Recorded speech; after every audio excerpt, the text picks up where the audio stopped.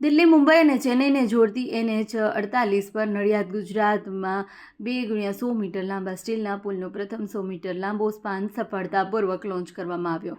આ Make in India steel બ્રિજમાં bullet corridor માટે નેશનલ હાઈવે 48ને પાર કરવા માટે 200 મીટર લાંબા સ્ટીલ પાનનો સમાવેશ થાય છે, જેમાંથી એક સ્પાન સફળતાપૂર્વક લોન્ચ કરવામાં આવ્યો છે. NH48 એ 6 માર્ગોવાળો સૌથી વ્યસ્ત ધોરીમાર્ગોમાંનો એક છે. પુલનો પહેલો સ્પાન સૌથી વ્યસ્ત ધોરીમાર્ગોમાંનો એક છે અને પહેલો સ્પાન ધોરીમાર્ગ પરના 3 માર્ગો પર લગભગ 200 મીટર લંબાઈ સુધી એક બાજુથી સ્લાઇડ કરી લોન્ચ કરવામાં આવ્યો. આ લોન્ચિંગ એ રીતે યોજનાબદ્ધ રીતે કરવામાં આવ્યું જેથી વ્યસ્ત ધોરીમાર્ગ પર ટ્રાફિક વ્યવસ્થા સરળ રહી શકે અને રસ્તામાં ઉપયોગકર્તાઓને ન્યૂનતમ ખલેલ પહોંચે.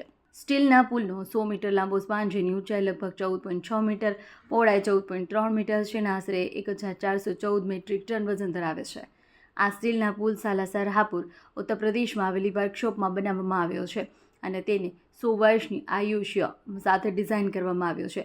કુલ લગભગ 57,200 ટોર શિયાર પ્રકારના ઉચ્ચ ક્ષમતાવાળા બોલ્ટ્સ, C5 પદ્ધતિથી પેઇન્ટિંગ અને એલાસ્ટોમેરિક બેરિંગ્સથી બનેલો છે. આ પુલ 14.9 મીટર ઊંચાઈ અને જમીનથી કામચલાઉ રીતે ટ્રેસલર્સ પર એકત્રિત કરવામાં આવ્યો હતો અને તેને એક ઓટોમેટિક મિકેનિઝમનો ઉપયોગ કરી ચલાવ્યું હતું, જેમાં 2 સેન્ટીમીટર ઓટોમેટિક જેક્સ હતા, જેમાં દરેક 250 ટન ભાર ઉઠાવવાની ક્ષમતા ધરાવતા હતા.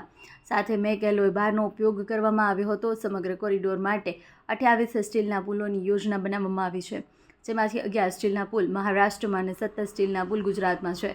ગુજરાતમાં રેલવે, DFCC ટ્રેક, ધોરીમાર્ગ, ભિલોશા ઉદ્યોગ પર 7 સ્ટીલના પુલ સફળતાપૂર્વક લોન્ચ કરવામાં આવ્યા છે.